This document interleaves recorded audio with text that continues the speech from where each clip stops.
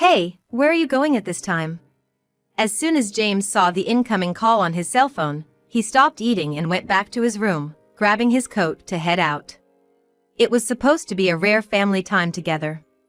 No, I just got a call from Mom saying she fell at home and can't move, so I need to help her. I'm taking her to the night clinic now. Don't worry about anything, you too. With that, James rushed out of the house. I just watched him leave as usual, but he has been totally indifferent to Betty so far. And yet, now he's suddenly concerned about Betty. And that phone call, I only saw it for a moment, but the caller ID seemed to be set to private. It doesn't make sense to have your own mother's number on private. His behavior just now raised my suspicions all at once. A few minutes after James left, the doorbell suddenly rang. Elizabeth, good evening. I heard you were feeling under the weather, so I made some stew and brought it over. What's going on here? Opening the door, there stood Betty, who was supposed to be unable to move after falling, holding a pot in both hands. Betty! Just now, James left saying you had fallen and couldn't move. That's when I was certain. James had lied about Betty being immobile and even trampled on our family time to go somewhere. My name is Elizabeth. Currently, I live with my husband James and our elementary school son Mark, just the three of us. Life hasn't been easy with the recent rise in prices, but we're a close-knit family of three. We met in college. I happened to stop by a cafe where James was working as a waiter. Being shy, I was so nervous about his good looks that I couldn't speak properly as a customer, a memory I still recall. Was this love at first sight? As someone who had never believed in love at first sight, thinking it was more of a superstition, I became confused about what to do. I asked for advice from a high school friend who was experienced in love. Why don't you just talk to him if you're interested? Otherwise, nothing will start, right? Through high school, I only had 2 boyfriends, so what my friend was suggesting seemed like a big challenge. Yeah, I get that, but, I'm shy, and I get even more nervous around him. I just can't bring myself to speak. After about 10 minutes of thinking, we decided that if I couldn't do it alone, we'd go together. So, after university classes, we headed to the cafe where he was likely to be. When we arrived, I saw him at the register. Now's your chance to talk to him. My friend encouraged me as we joined the line to order. Finally, it was my turn. As I approached him, my heart raced even more. He prompted me to order, and I finally spoke up. I'd like a cafe latte, please. And, would you like to be friends with me? The first words I managed to muster came out louder than I could control, audible to other customers in line at the cafe. Embarrassed by being overheard, my shyness kicked in, and my face turned beet red. I hastily passed my order and payment to my friend and dashed out of the cafe. I thought it was over. But my boldness turned out to be a good thing. My friend followed me out, and to my surprise, he followed her. It seemed he was curious about my behavior at the cafe, and since he was on his break, he came after us. I managed to exchange contact information with him, and after hanging out as friends for 6 months, I confessed my feelings. He had developed feelings for me too, and we started dating. After years of dating and living together, we decided to get married. Our son Mark was born, and though life is hectic with childcare and housework, I wouldn't trade it for anything. It's amazing how the fatigue doesn't matter when you're working for your family. I never thought marriage was for me, but once I had a family, my perspective changed completely. However, there's been one major concern in our marriage. Recently, James has been coming home unusually late. Before, he would let me know when he was leaving work, saying, "I'm heading home now." But lately, there's been no such communication, and coming home in the morning has become the norm. He's never worn cologne before, but sometimes he comes home covered in a sweet scent. I confronted James about it, but he always brushes it off, saying he's tired from work or that it's just business entertainment. I knew I needed to face the truth. But thinking about my family, especially Mark, I couldn't bring myself to consider divorce. The only person I could talk to about this was my mother-in-law, Betty. Despite our age difference, We clicked at a family meeting and have been close ever since, more like friends than in-laws. Betty has always been there for me, listening to my struggles with housework and parenting, always taking my side. But this time, I hesitated to talk to her, fearing it might worry her or add to her stress. A few years ago, during a visit, Betty fell ill. It wasn't serious, but given her age, she couldn't lead the same life as before. When I told James that Betty was unwell, he didn't show any concern and returned the next evening, reeking of perfume, saying he couldn't leave work. I was so angry I was nearly at my breaking point. But Betty, ever calm, simply soothed my anger without a word of complaint. Since Betty's hospitalization and return, I've been helping her with household chores and going shopping together. At first, she seemed guilty for accepting my help, but she warmed up when I told her I wanted to assist. Elizabeth, thank you so much. You make every day enjoyable for me.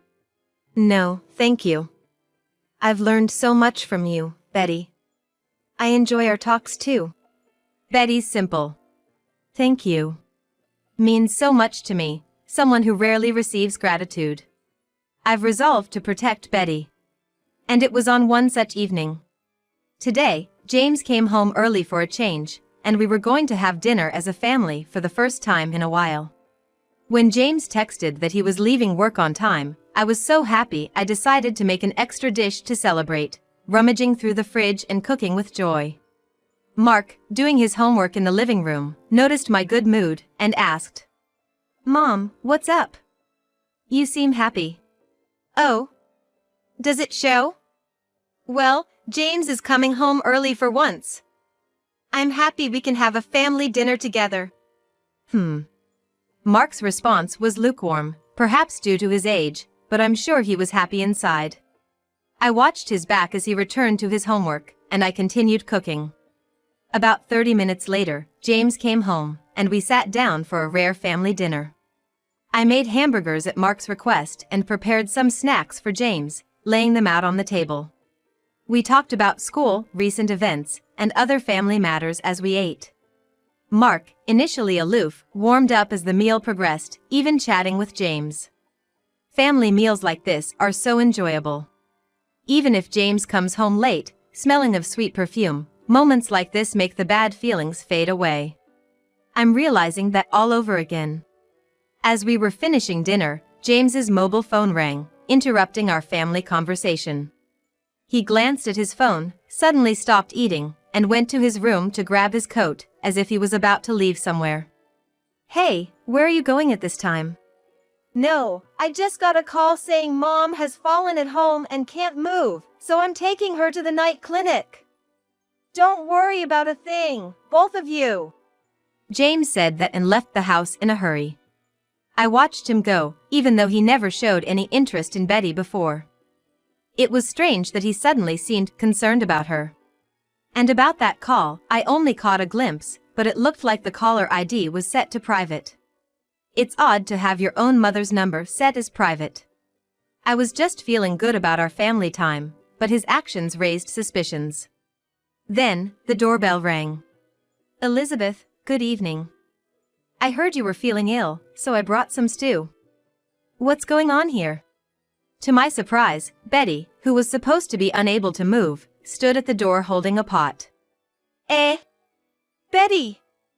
James just left saying you had fallen and couldn't move."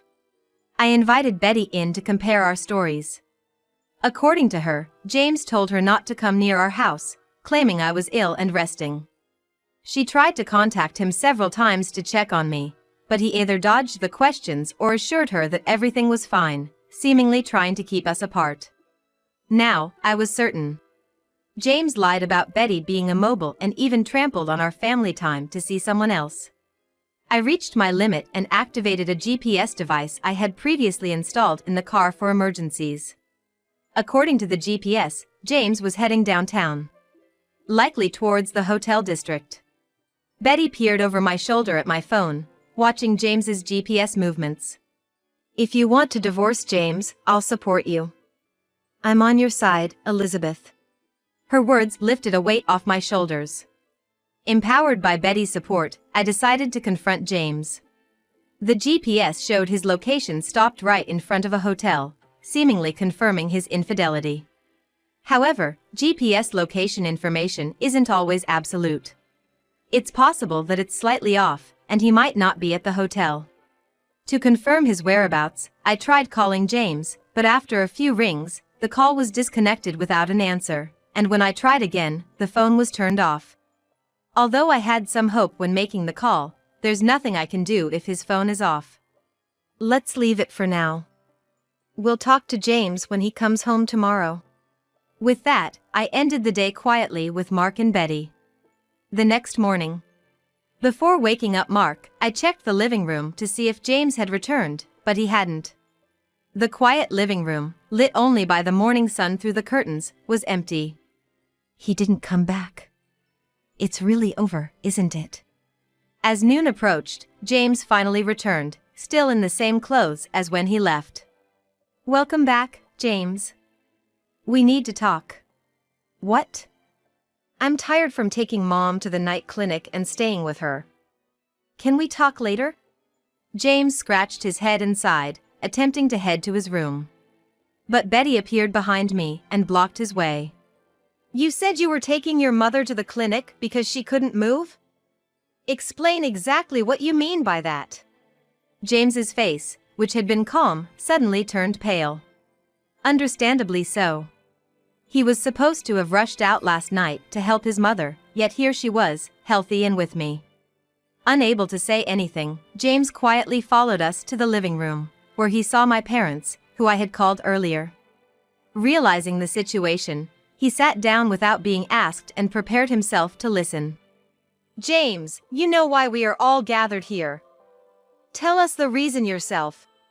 Under Betty's intense questioning, James, sweating profusely, hung his head in silence. "If you won't talk, I will. Last night, you said you were taking Betty to the night clinic because she was injured.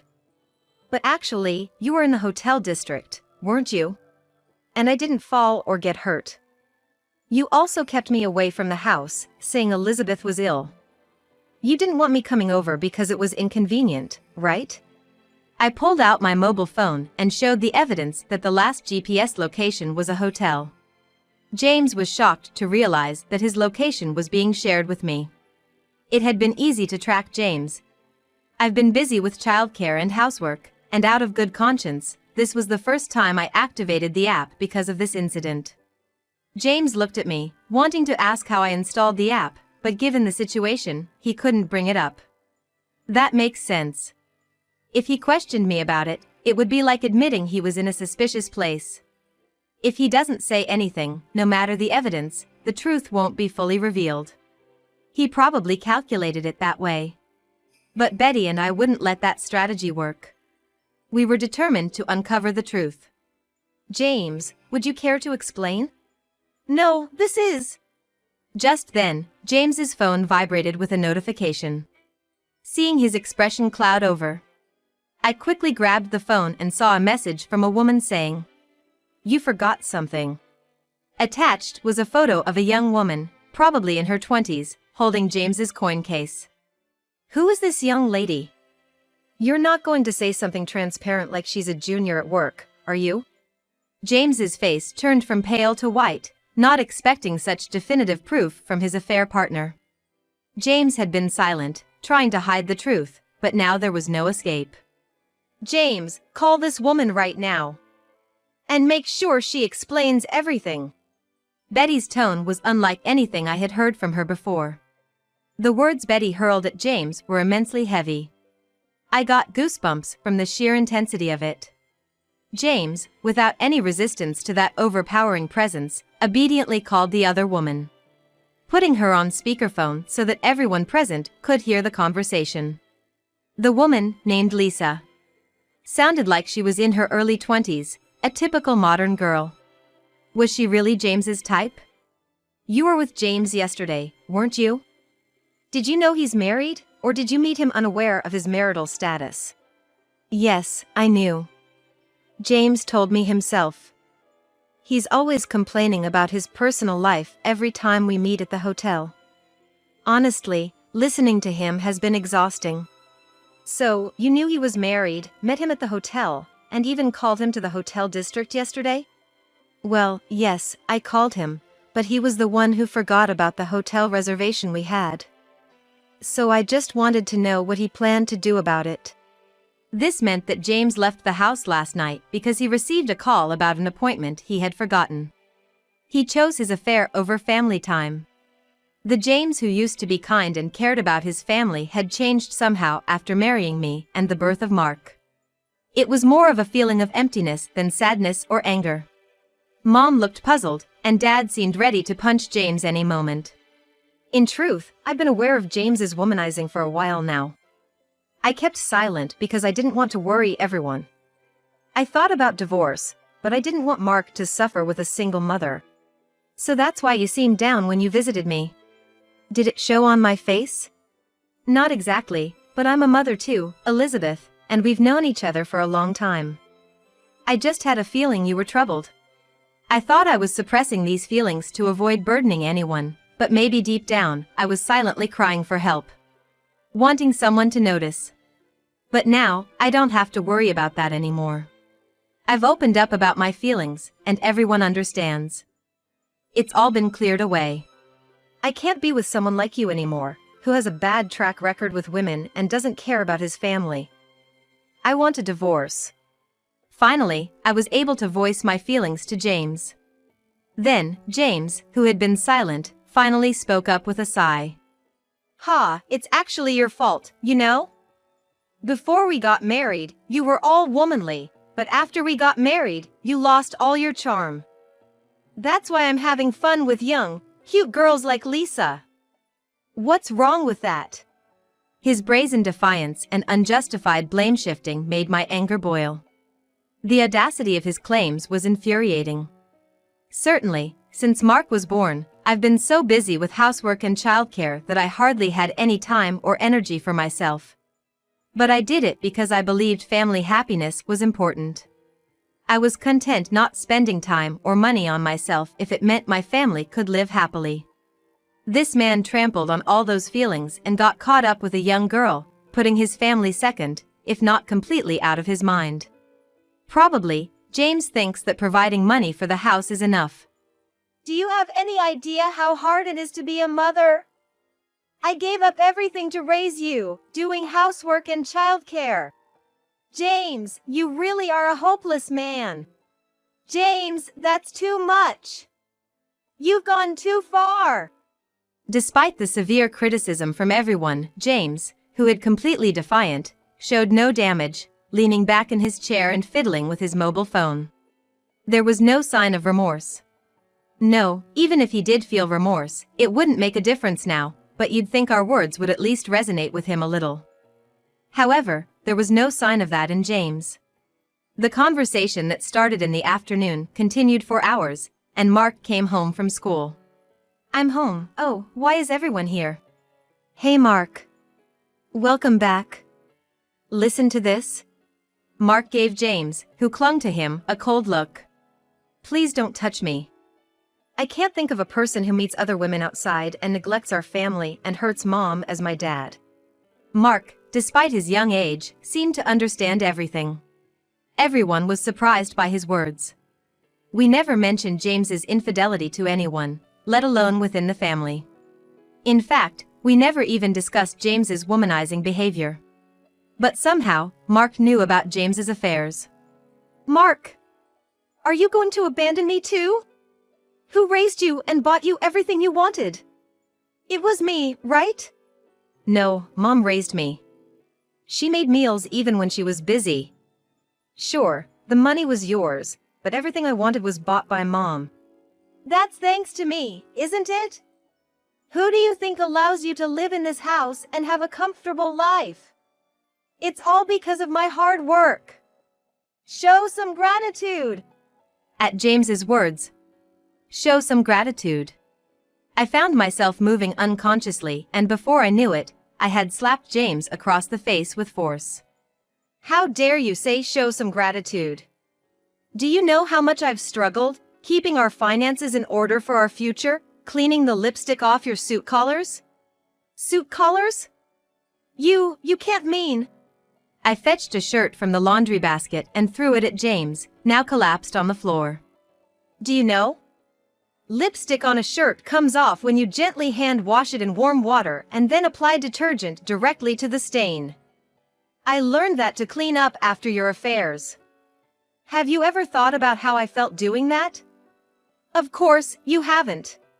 After my outburst, I suddenly caught my breath. On the floor lay James, holding his red and swollen cheek, looking up at me. How much had I suffered for this man? By now, even you must understand, right? Divorce Elizabeth immediately. And as an apology for all the stress you've caused, vow never to contact her, me, or us ever again. Don't come near Mom, me, or even Grandpa and Grandma anymore.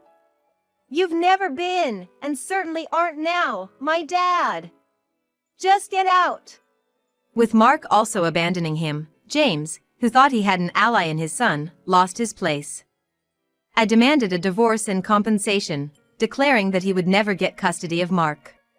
My parents refused any further contact with James and deleted his information, while Betty, even though he was her only son, decided to cut ties right there. James, rejected by everyone, left the house without much resistance, walking towards the bustling streets under the evening sky. Later, I learned that Lisa, his affair partner, was also married and facing a hefty compensation claim from her husband. It seemed unlikely that young Lisa could afford it, but that was her problem. James signed the divorce papers without hesitation and agreed to pay alimony and child support until Mark graduated from high school. But this drastically changed his comfortable, somewhat extravagant lifestyle. Now living in an old apartment on the outskirts of town, he struggles financially.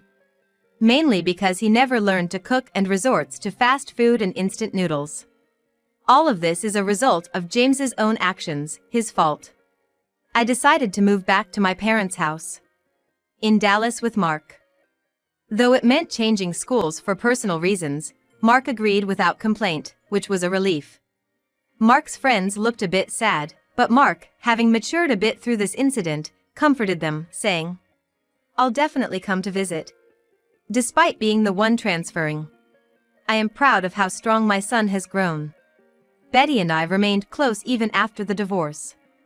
Despite initially refusing, I accepted some financial help from her, as she insisted on supporting us due to her son's actions. This helped us avoid financial difficulties. Now, we sometimes have dinner together, and Betty even sends gifts for Mark's birthday. Mark seems happy, surrounded by many people.